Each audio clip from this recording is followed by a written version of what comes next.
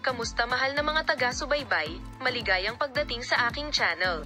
Ngayon ay kasama kita sa isang bagong video.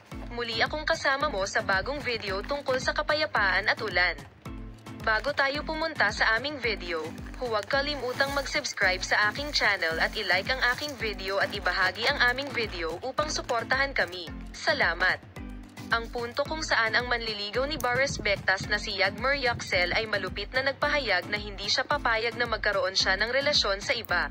Habang ang pahayag ni Bectas ay nagdagdag ng bagong dimensyon sa kanyang relasyon, ang puntong nagdulot ng sorpresa sa kanyang mga tagahanga at tagasunod ay si Baresbectas, isa ng mga kilalang pangalan ng Turkish television, tungkol sa kinabukasan ng kanyang relasyon sa kanyang kasintahan na si Yagmer Yuxel. Hindi ko hahayaang magkaroon ng relasyon ang ulan sa iba. Sigurado ako tungkol dito, at ang aking kagalakan ay malinaw na ipinahayag sa mga puntong salita. Well, ang malupit na pahayag ng bato ay nagpapakita kung gaano kaseryoso ang relasyon ng mag-asawa at kung gaano kahalaga ang Baresbectas sa relasyong ito. Lalo na ang mga relasyon ng mga sikat na pangalan ay nakakaakit ng atensyon ng social media at mga tagasunod, at ang mga ganitong pahayag ay kadalasang nagdudulot ng malaking epekto.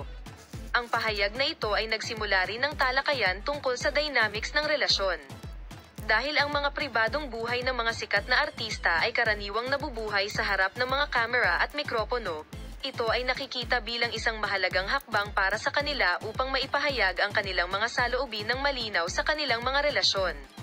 Ang pahayag na ito ni Baresbectas tungkol kay Yagmer Yuxel ay pumukaw ng malaking curiosity mula sa mga tagahanga at tagasunod kung paano uunlad ang relasyon ng dalawa sa mga darating na araw.